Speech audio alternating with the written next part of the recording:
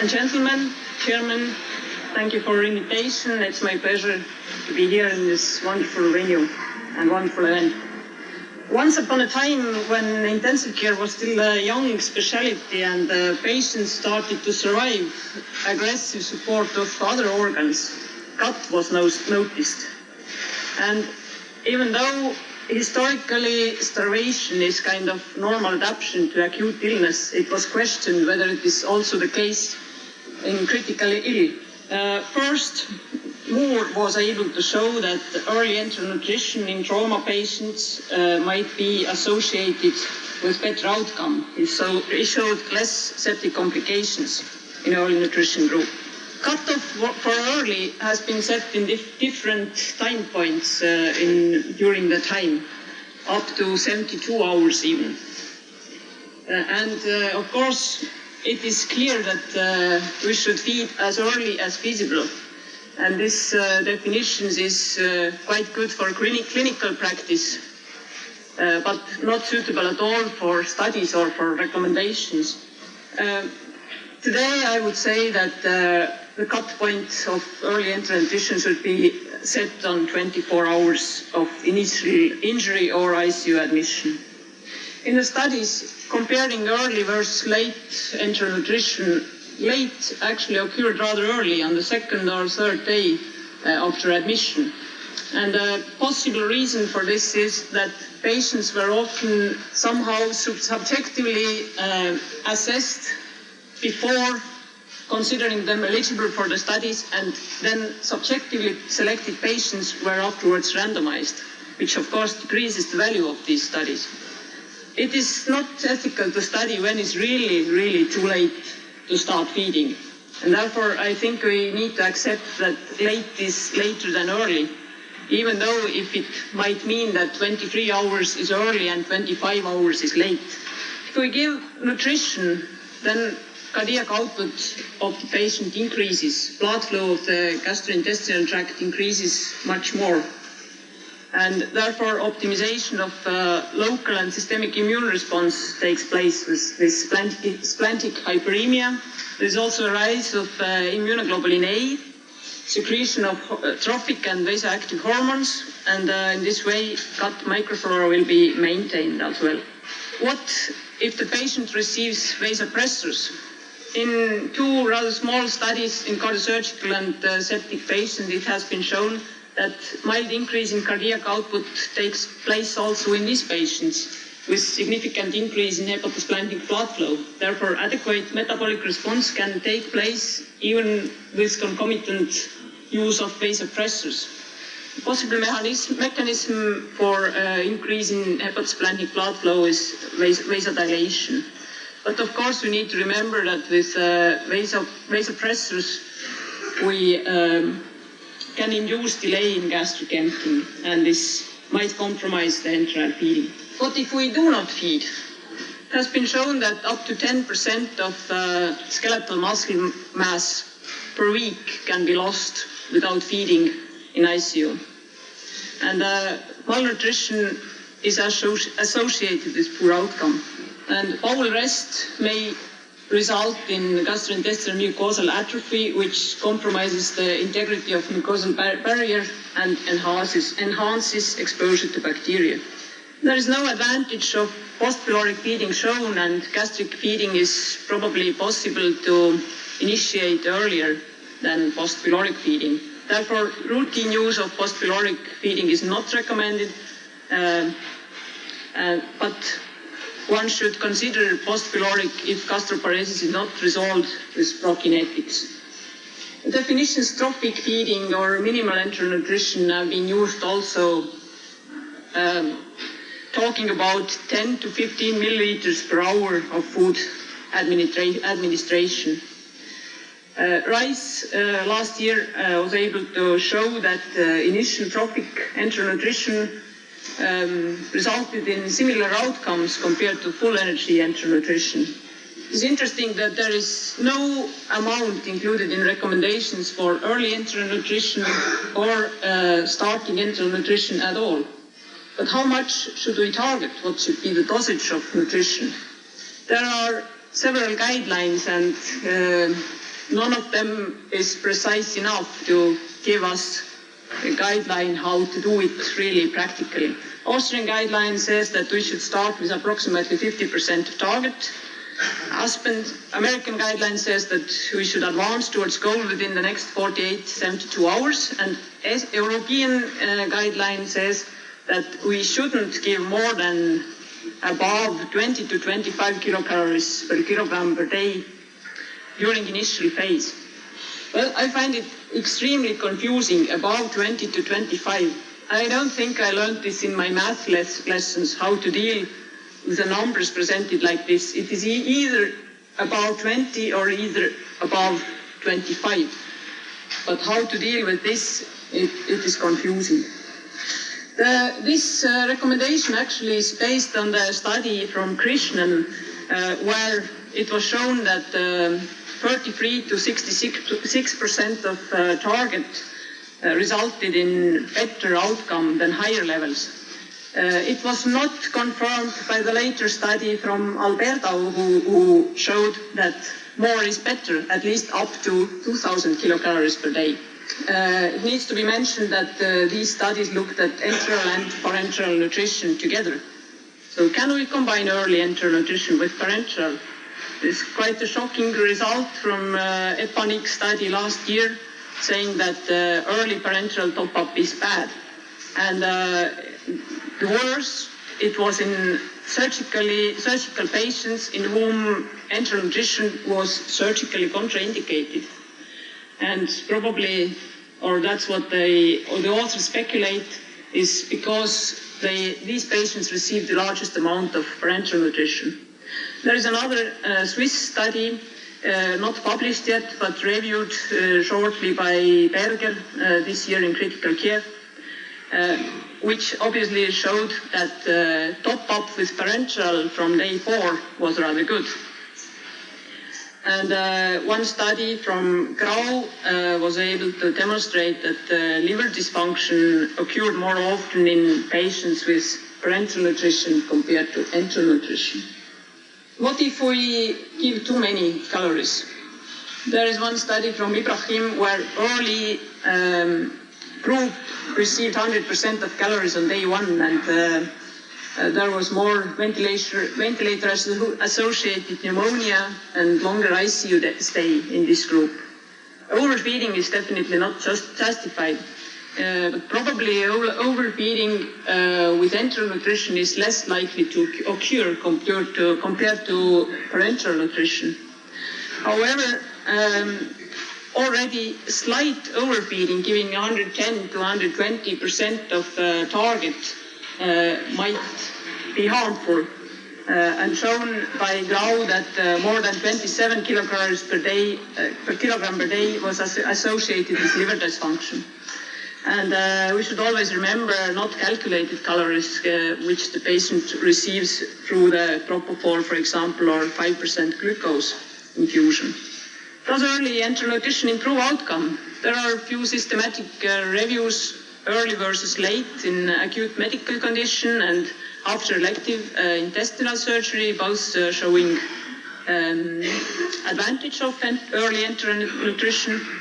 And 2 systematic reviews in critical ill patients, where Hayland put the cutoff on 48 hours, whereas Doig put the cutoff point on 24 hours. Needs to be mentioned that the study groups were really mixed within these, or between these 6 randomized controlled trials included. The upper one is the meta-analysis from Hayland, and he was not able to show significant advantage of early enteral nutrition. What Doig did first, he removed 3 studies marked there on the graph where enteral nutrition was started after 24 hours of ICU admission. And then he saw that there is a significant advantage of enteral nutrition, of early group, and thereafter he performed systematic review and searched newly for the studies and included all the studies where enteral nutrition was started before 24 hours. And then he was able to show the advantage of early enteral nutrition compared to late enteral nutrition. However, it needs to be mentioned that the patient group was really small, 234 patients. Pretty much similar results with infectious complications. Hayland was not able to show significant benefit, and Doig was able to show significant benefit. But if we look at the numbers of patients, then it is 80 patients in Doig review and only 2 studies reporting pneumonia. What about trauma patients? Actually, most of the studies performed to compare early and late enteral nutrition were performed in trauma patients. And a huge number of studies was identified by Doig, and only 4 included, which means only 126 patients. He was again able to show the advantage of early versus late enteral nutrition. But it needs to be mentioned that control group received parenteral nutrition within 24 hours in 2 of these 3 studies. Some more evidence. Recent randomized controlled trial showed that in late enteral nutrition group there was a reduced small intestinal glucose absorption and longer mechanical ventilation period and ICU length of stay. There are 2 large databases which have been analyzed, and the one from Artinian on the left showed the advantage of early enteral nutrition in the most severe patients. And the one on the right from Khalid showed that in patients with vasopressors, early feeding is favorable towards survival. An interesting trial was performed where hospitals were randomized protocolized versus non-protocolized feeding. And this trial wanted in protocolized group the patients to be fed within 24 hours and quite precisely defined the conditions when the patient shouldn't be fed. And as you see, these all are gastrointestinal reasons or gastrointestinal contraindications. And they were able to show that the outcome was better in intervention cluster. So who should not be fed enterally? Clearly, the patients who are able to regain full oral diet soon shouldn't be fed enterally. But this is easy to say, but quite difficult to predict sometimes. Austrian guidelines list several gastrointestinal reasons, like the ACCEPT trial also. But they also list some systemic contraindications to enteral feeding. And some of them, like lactate or hypoxemia or acidosis, are quite clearly defined with cutoff point. However, there are some imprecise contraindications also. Acute phase immediately after surgery or trauma, for example. And American guidelines say that patients requiring significant hemodynamic support should not be fed enterally until fully resuscitated and or stable. Again, very general and actually not supported by evidence statement. Why are the patients actually not fed? So we performed a multi-center study documenting reasons not to feed enterally. And interestingly, the reasons were not specified in 58% of cases where actually patients did not receive the target nutrition. And probably this quite clearly reflects the reality. We don't feed, but we don't know exactly why. Quite a large amount of patients had a reason not to feed procedures, weaning, non-invasive ventilation or shock. It was more than 40% of patients had this reason on the day one not to be fed. And considerable part of the patients even had the same reason on day 4 and day 7. But what if enteral nutrition really doesn't work? Can we assess gastrointestinal function, dysfunction? Working group on abdominal problems of European Society lately published definitions for acute gastrointestinal injury as a part of multiple organ dysfunction syndrome, and also kind of soft definition of feeding intolerance, which is clearly subjective. However, feeding intolerance should not be diagnosed if enteral feeding is electively not prescribed or is withheld, interrupted due to procedures. There are some markers which might give us some idea about gastrointestinal, or rather intestinal function, but they are not yet ready to be used in clinical practice. To summarize, our main evidence on early enteral nutrition since 1986 is based on 234 patients. I don't know how many hundreds of thousands of patients have been treated in intensive care units since then. However, no convincing evidence for harmfulness of early enteral nutrition is around. So early enteral nutrition is recommended. Systemic contraindications for enteral nutrition are not clarified, which is clear that early parenteral nutrition is not recommended.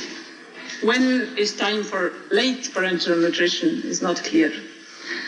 The problem remains the patients who do not tolerate enteral nutrition, and we definitely need level 1 multicentral large trial to clarify many open questions. But so far, how should we feed? Should start gastric enteral nutrition within 24 hours, not try to cover full needs immediately. Should use feeding protocol so that feeding doesn't get forgotten or something like this. Should assess, or at least try to assess, gastrointestinal function, dysfunction, check feeding intolerance, tolerance, try to minimize all factors causing gastrointestinal motility disorders, use laxatives and prokinetics based on a protocol. If gastroparesis persists, consider jejunal feeding, and should avoid early parenteral nutrition. Thank you very much.